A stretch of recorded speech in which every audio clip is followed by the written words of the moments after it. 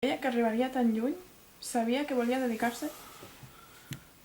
Primer, no sé si arribaria gaire lluny. Jo, en qualsevol dels casos, de jove jo vaig estudiar farmàcia perquè era una carrera que tenia aspectes químics, aspectes biològics i també una projecció social. A mi m'agradava, m'interessaven aquestes tres coses. Jo no tenia una vocació gaire definida. M'agradaven moltes coses, des de la història fins a la química i la biologia. Llavors em va semblar que era una carrera que cobria tots aquests aspectes. Quan la vaig començar jo no sabia ben bé que a farmàcia s'estudiaven temes d'alimentació, la bromatologia.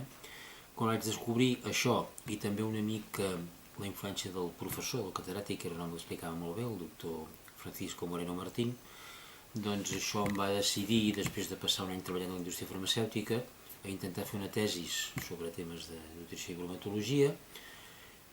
Vaig estar a França en un laboratori un temps treballant amb aquesta tesi i doncs vaig acabar la universitat perquè va haver-hi oportunitats, perquè en aquell moment es trobava feina i en canvi la universitat en creava pocs llocs de treball. Llavors era una universitat molt petita i molt pobra en comparació amb l'edat, però les coses van anar d'una manera doncs, que vaig ser professor a Salamanca, a la Universitat de Salamanca, vaig començar a Barcelona, vaig seguir a Salamanca 9 anys, del 73 al 82, després vaig tornar aquí a Barcelona ja com a catedràtic i fins avui m'agrada la meva feina, m'agrada ensenyar, m'agrada investigar i m'agrada divulgar. Molt bé. I vostè creu que ha canviat el seu estil de vida des que va començar a estudiar bromatologia i nutrició? Vull dir, potser abans sí que menjava, jo què sé, en més quantitat, però no estava tan... No, mira, quan jo era nano i jove es practicava una mica sense saber-ho el que avui en dia em dieta mediterrània, o sigui, el menjar llavors, entre que no hi havia gaires diners i que doncs es cuinava més a casa, en el fons ja fèiem una alimentació bastant raonable, bastanta verdura, peix per sopar, fruita. No, home, jo procuro menjar correctament, sense cap obsessió. Clar que em veu influir el que sé, però tampoc crec que... No sé què menjaria si hagués estudiat una altra cosa. No? Però em sembla que menjo com tothom, no tinc masses ni manies ni prevencions. Vull dir, no. Val. I creu que la gent, la població en si, està poc informada sobre la qualitat i la quantitat de nutrients que té cada aliment? La població en gran part està interessada en el tema dels aliments, però és veritat que la informació que circula o que tenen no sempre és correcta, no? Per moltes raons. Clar, no tothom ha d'entendre de tot. Jo crec que hi ha coses que en general la gent sap una mica què és bo per menjar i què no ho és, no? Però també hi ha molts prejudicis, hi ha informacions errònies. Vull dir, ahir mateix vaig donar una conferència en un casal a Barcelona i també, per exemple, va sortir l'eterna pregunta de si la fruita per postres doncs, no és adequada, que és una de les moltes inexactituds, per no dir solemnes tonteries, que circulen sobre els aliments, però que venen influïdes per alguns apòstols poc informats de dietes rares, no? Jo crec que la gent en realitat sap bastant el que li convé menjar, no sempre ho fa. També és veritat que hi ha prejudicis i creences errònies. L'alimentació importa molt, a la gent li preocupa i s'informa i no sempre les fonts són les correctes. Vale. I ara més entrant en l'alimentació funcional, una definició bàsica d'aliment funcional? És un aliment, per tant és un producte que s'ha de consumir doncs, en el plat o en la tassa, com un aliment normal, que a part d'aportar doncs, els nutrients que li són propis, té algun component amb quantitat suficient, amb una quantitat suficient, com perquè tingui un efecte saludable que va una mica més enllà de simplement nodrir. O sigui, nodrir, el que fa una alimentació normal és reposar el que gastem. Un aliment funcional, a més, té alguna cosa, o perquè la té de natural o perquè l'hem afegit, amb quantitat adient, doncs que té algun efecte normalment de contribuir a protegir enfront de certes patologies. És a dir, per exemple, un exemple molt corrent doncs és un iogurt, una llet fermentada, que porti fitosterols. No? Aquests fitosterols ajuden a disminuir l'absorció de colesterol. Per tant, aquell iogurt, aquesta llet fermentada, aporta el que és propi del iogurt, les proteïnes, les vitamines, els probiòtics, és a dir, els microorganismes que tenen efecte saludable, però a més, doncs ajuda fins a un cert punt a disminuir l'absorció del colesterol. I és un efecte bo, en el benentès, que és un efecte saludable no és un efecte per la seva intensitat medicinal, sinó simplement de contribuir a baixar riscos o d'ajudar amb una terapèutica. Molt bé. Hi ha gent que confon el concepte funcional en nutracèutic. Em podríeu dir alguna diferència que ens... És que, miri, les paraules, a vegades, com deia aquell, volen dir el que la gent vol dir. A vegades s'ha utilitzat el terme nutracèutic com a sinònim de funcional. Altres vegades s'ha distingit, però amb això trobarà vostè que no hi ha un criteri universalment acceptat. Avui és bastant corrent considerar que l'aliment funcional és allò que és realment un aliment, un iogurt amb fitosterols, una llet amb omega-3, un producte enriquit amb molta fibra, i consideren nutracèutic quan ja no és un aliment, sinó que és un producte, no és un fàrmac, que té la forma igual que un fàrmac, és una càpsula, és un xarop, és un granulat.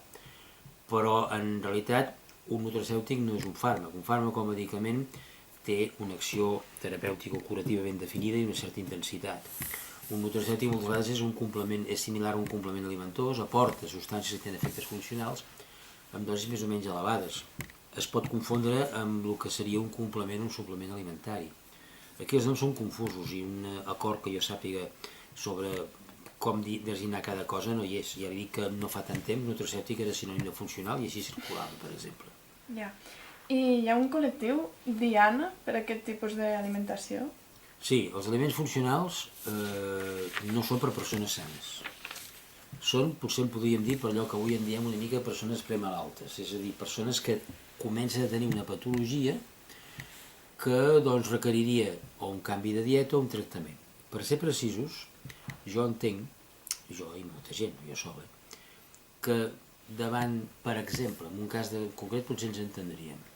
Si una persona d'una certa edat i comença a pujar el colesterol d'una manera gradual, no molt brusca, el primer que ha de fer, a part, evidentment, si fuma o no fumats, etc., però ja, parlant només d'alimentació, el primer que ha de fer és portar una dieta més adient, amb més fruita seca, amb més nous, amb més peix blau, amb menys calories, amb més verdura. Per tant, el primer pas que hem de fer davant d'una patologia pel que fa referència a l'alimentació és corregir la dieta, si és que cal ser corregida, amb aliments, diguem-ne, normals. A vegades amb això n'hi ha prou, a vegades no. La segona etapa hauria de ser els aliments funcionals. Si aquesta persona té un colesterol que li puja una mica i prenent fruita seca a la dieta i evitant els greixos animals i fent tot el que toca per evitar el colesterol, no se'n surt. Aquest colesterol es greix estan més o menys alt. Llavors el segon pas és aliments funcionals. És a dir, un iogurt amb fitosterols, que la llet que prengui sigui un preparat lacti a base d'omega-3, és a dir, una ajuda que va una mica més enllà de simplement canviar la dieta normal. Si així i tot no se'n surt moltes vegades amb això n'hi ha prou, almenys les primeres etapes, llavors ja ha de passar a la visita i a la prescripció mèdica, als fàrmacs. El que no té sentit, que a vegades s'hi cau, és a la que, per dir-ho en termes col·loquials, el colesterol ensenya l'orella, ja aplicar estatines perquè així no vaig a preocupar de res més. No seria bo primer revisar els estils de vida, entre els quals la dieta. Per tant, primer, millorar la dieta normal, amb aliments normals, segon, aliments funcionals, tercer pas, si cal, ja passar als fàrmacs. I si hi ha algú que es passa d'aquest aliment funcional, pot haver alguna conseqüència? Sí, pot haver efectes negatius, un excés d'omega-3 té efectes negatius, un excés de fitosterols pot derivar-se amb una falta d'absorció de vitamina i provitamina A, per exemple, però amb aliments funcionals és difícil. En canvi, amb nutracèutics o amb suplements o complements és més fàcil, perquè, és a dir, vostè a base d'un preparat làctic amb omega-3, per arribar a ingerir dosis d'omega-3 que tinguin efectes negatius, que n'hi ha, pot arribar-los a tenir, abans quedaria molt tip de llet. En canvi, si agafa càpsules directament, pot ser que et passis. Per això, en general, el nutracèutic en el sentit d'aquest, o els complements alimentosos, cal dir que la majoria de les vegades no estan justificats, que només estan justificats en casos molt concrets. I en canvi comporta una mica el risc d'allò pensant-se que més és millor i més no és millor. De cada substància que té un cert efecte sobre l'organisme, sigui un nutrient, sigui un component funcional o sigui un fàrmac, hi ha unes dosis adients i després sempre hi ha dosis excessives, que poden ser tòxics, de qualsevol substància. Clar, i llavors les dosis d'aliments funcionals o bé nutracèutics les ha de recomanar un metge. Un metge, un dietista, un farmacèutic, no cal que sigui un metge. Vale. És ja de ser algú expert en aquest tema. Vull dir, els farmacèutics tenen poc coneixements d'això, els dietistes per descomptat també. Vull dir que no cal que sigui metge. Un metge només és quan hi ha una patologia clarament establerta i cal prescriure medicaments que requereixen prescripció mèdica, que no són tots. I es segueixen uns criteris per a saber si és funcional o no és funcional? De fet, en aquests moments la Unió Europea, a través de l'Autoritat Europea de Seguretat Alimentària, la EFSA, ja fa uns anys va donar unes normes en el sentit de quins requeriments hi havia per poder atribuir un efecte saludable a un aliment. És el que se'n diuen al·legacions saludables. És a dir, establert uns criteris, doncs, per poder dir que un producte es baixa amb sodi o que es baixa amb greixos saturats, doncs s'han establert uns criteris de les quantitats. I per poder dir que aquest producte doncs, té un efecte saludable, la Unió Europea, en aquest cas a través de l'Agència de l'Autoritat Europea de Seguretat Alimentària, demana dades científiques que les avalua. També cal dir que en general, això és una opinió personal, no només de mi, però evidentment no de tothom, l'Agència Europea de l'Autoritat Europea de Seguretat Alimentària ha aplicat això amb uns criteris massa rígids i massa escrupulosos que poden donar lloc inclús a una certa paràlisi de la recerca alimentària. O sigui, l'aplicació que ha fet és, al meu entendre, restrictiva perquè s'han confós les coses. És a dir, per una banda diem, i cal dir-ho, que no hem de confondre aliment amb medicament, però per altra banda, a l'hora d'acceptar un efecte saludable d'un aliment, pràcticament exigim proves com si fos un medicament, que això és una contradicció. No tothom opina igual que jo, no sóc jo sol, som més, que entenem que l'Autoritat Europea de Seguretat Alimentària s'ha passat de frenada i en aquests moments jo crec que ha introduït més problemes que solucions. Esperem que ho modifiquin. De cara al camp d'investigació, en quin punt ens trobem ara mateix en investigació d'alimentació funcional? En aquests moments, almenys en el món europeu, com a conseqüència precisament d'aquests criteris de la Unió Europea, hi ha una certa paràlisi. O sigui, moltes indústries i molts grups de recerca que treballaven amb efectes funcionals, vist que són tan exigents en admetre algun d'aquests efectes, doncs hi ha una certa frenada que pot disminuir els coneixements sobre els efectes saludables dels aliments. No ben entès, també cal dir-ho, Hi havia... circulaven moltes informacions que no eren prou consistents, és a dir, que potser abans hi havia massa laxitud per falta de control sobre les propietats i beneficis dels aliments i ara ens hem anat una mica a l'altra punta, potser entre tots plegats n'aprendrem, tant les indústries com els productors com la Unió Europea i arribarem a una fórmula de compromís que serà més diguem, operativa, no? Però en aquests moments doncs, hi ha una certa frenada d'un camp que en canvi semblava molt fèrtil i en el que també ja cal dir-ho, hi havia a vegades moltes dades que circulaven sense prou fonament. Cal aquí filar prim i avaluar molt bé quins efectes són provats, quins no ho són, quins són prou intensos, quins no ho són. Tinc entès, segons bases científiques, que per aprimar-nos hem de disminuir els hidrats de carboni, les fècules i el greix, incrementar les proteïnes. Fins a un cert punt.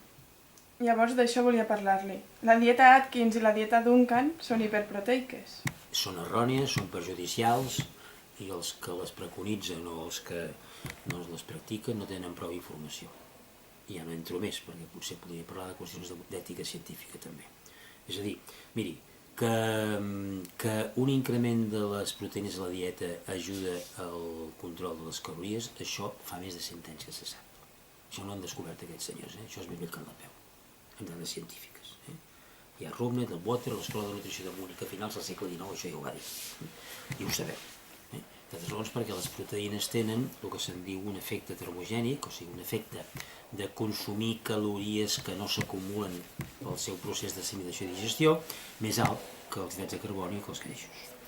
Per tant, que s'ha d'augmentar una certa proporció de les proteïnes i baixar greixos i hidrats de carboni amb una dieta que ajuda a aprimar-se, ja li dic que això se sap, no ho han descobert aquestes dietes, però aquestes dietes el que han fet és exagerar això. I al exagerar-ho introdueixen dietes que són desequilibrades i que són perjudicials si es practiquen d'una manera radical. I si es practiquen d'una manera suau, no són noves. O sigui, aquestes dietes es pot dir una frase que jo l'he repetida molt, que és que aquestes dietes, Atkins, Duncan i tot això, tenen coses bones i tenen coses originals. Però les bones no són originals, ja se sabia, i les originals no són bones.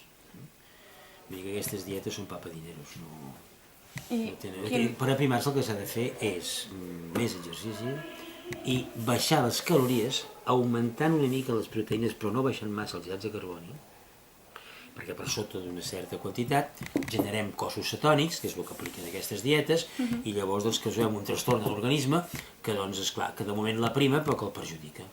Llavors, mira, si una d'aquestes dietes la fa una persona adulta sana per poc temps, doncs mal no n'hi farà. Però la que s'estableixi amb més temps, això resulta amb efectes negatius i a més són cares, i no cal.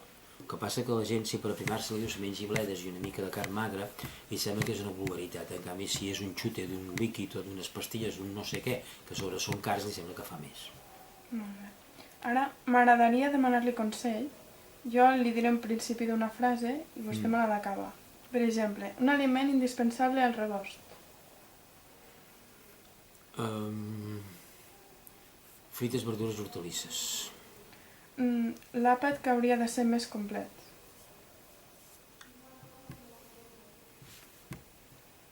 Entre esmorzar i dinar, però dinar menys del que solem fer i esmorzar més del que solem esmorzar, i potser sopar menys del que sopem. Hi ha una vella dita castellana, que potser vostè la conegui, que té segles, que diu hay que desayunar como un rey, comer como un príncipe y cenar como un mendigo. Sí. Perquè si esmorzem poc, estarem cansats a mig de matí. Si direm massa, fer la digestió ens impedirà treballar amb ganes. No? I si sopem massa fort, no dormirem tan bé. Molt bé. S'ha de sopar amb postre o sense postre? Les postres, bàsicament fruita sencera, haurien de ser de tots els àpats. Bàsicament fruita sencera. Perquè diuen que la fruita de nit engreixa. Això no té sentit. No té sentit. El que deixa són les calories excessives, vinguin d'on vinguin, a l'hora que vinguin. Aquestes històries són camelos. Si no ens agrada el peix, per què podem substituir-lo? Home, doncs per carns, potser per substituir el peix més aviat blanques, o de roges doncs no tantes, per ous, que són proteïnes més barates, per proteïna animal, amb una paraula, no? Però vaja, és millor menjar peix dintre del que es pugui.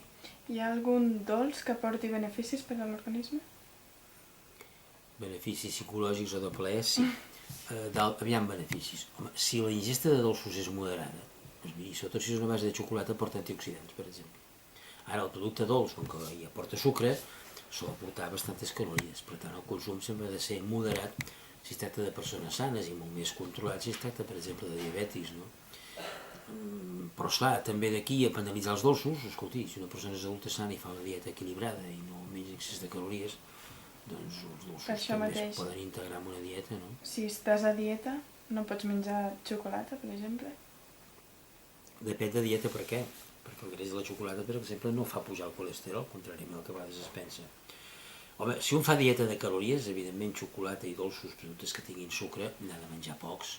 Gens. Escolti, depèn de lo perfecte que vulgui la dieta i de lo que sigui capaç de suportar. Perquè a vegades també, això hi ha un tema que no sempre es valora prou. Una dieta ha de ser correcta i ha de tenir base científica i la gent ha de tenir una certa força de voluntat per seguir-la. Però s'ha de procurar que no sigui massa estricta, perquè una dieta massa rigorosa pot acabar no sent seguida i llavors és pitjor. O sigui, la dieta ha de ser també assolible pel pacient. Flexible. Flexible, dit uns marges, però les persones que tenen unes patologies s'han de cuidar i per tant podem flexibilitzar la dieta d'un diabètic però fins a un cert punt. No li podem dir que pot menjar el que vulgui, no? Per exemple. No? Ara depèn del grau de la diabetis, un dietista expert li pot dir doncs, fins a on pot permetre's algun luxe o no. La quantitat diària recomanada de líquids?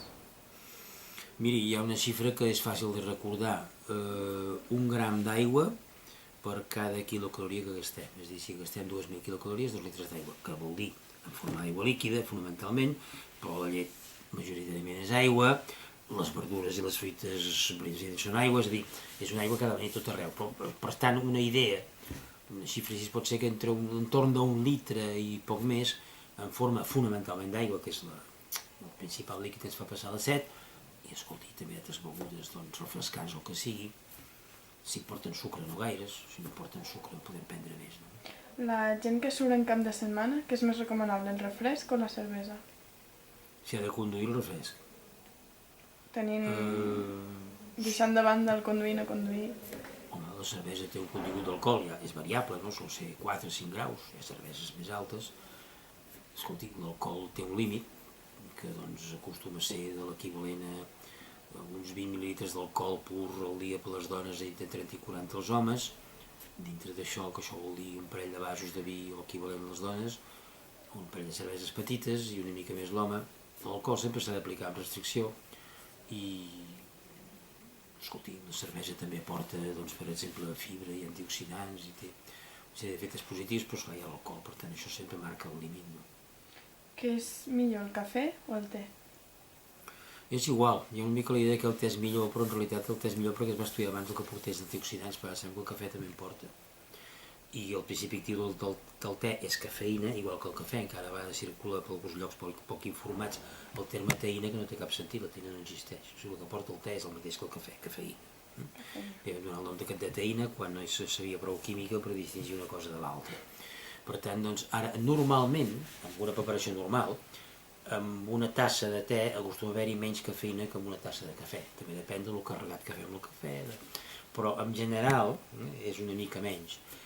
El te té uns certs efectes diurètics, ajuda una mica a aprimar-se, però una mica molt mica, perquè té uns polifenols, bàsicament la galactopigau, la catequina, que tenen un cert efecte termogènic, però que és un efecte suau.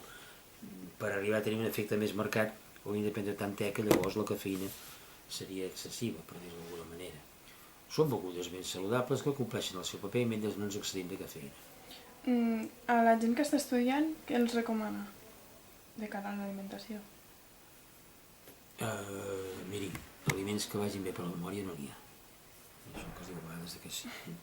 Per tant, doncs, una alimentació sana, variable i saludable. I que, doncs, després d'un dia de molt estudiar, si aquella persona no és diabètica o no té sobrepès, doncs una mica de xocolata li aixecarà l'ànim, per exemple. No? Cap recomanació especial dintre d'aquest l'edat de l'estudi normalment coincideix amb almenys en una part de l'adolescència, que és un moment en què, com que l'organisme es desenvolupa molt, doncs la quantitat d'energia i de proteïnes necessàries és elevada. Per tant, una persona, és a dir, ha de cuidar de no engreixar-se, però evidentment menjar suficient, no caure en dietes restrictives o en voler estar massa prim, la vida d'estudi. Però vaja, estudiar gasta poques calories. Si està segur terpullant, això gasta poques calories. Les calories sempre, el que sí que recomanaria a totes les edats, però sobretot aquestes, és fer cert exercici sempre, que això va bé pel cos i per l'esperit. Sí, i tant. I una curiositat sobre l'alimentació? Com vol dir, una curiositat per... Algun aliment que, per exemple, vaig llegint un article de vostè que el rovell d'ou, si és fosc... Té menys vitamina A. Sí. Home, hi ha moltes coses. Si vostè el que vol dir són mites que circulen, doncs n'hi diré un. Per exemple, el sucre fosc o moreno no és millor o més saludable que el sucre blanc. Això és un camelo de proporcions siderals que circula perquè a última hora la sacarosa que hi ha amb el sucre blanc és una mica més del 99% i amb un sucre moreno serà el 96 o el 97, però el que queda, que li dona el color moreno, li dona un gust diferent, però nutritivament no té pràcticament cap valor. I ara que ha dit el del sucre, que és millor el sucre o la mel? Depèn. Miri, la mel, 100 grams de sucre són 4 quilocalories i el sucre és un producte pràcticament sense aigua i pur. La mel vol dir un 80% de sucre és el 20% d'aigua, en números rodons. Per tant, a igualtat de pes, la mel aporta una mica menys de calories. La mel també té un gust molt dolç perquè la sacarosa del nèctar de les flors, les abelles la hidrolitzen amb fructosa i glucosa, i la fructosa té un gran poder glucorant. Per tant, en el cas de la mel ja ens prenem el sucre, diguem-ne, predigerit, d'absorció directa. Té l'avantatge que aporta una certa quantitat d'antioxidants en funció de les plantes d'on provingui la mel, diguem-ne, anat les abelles.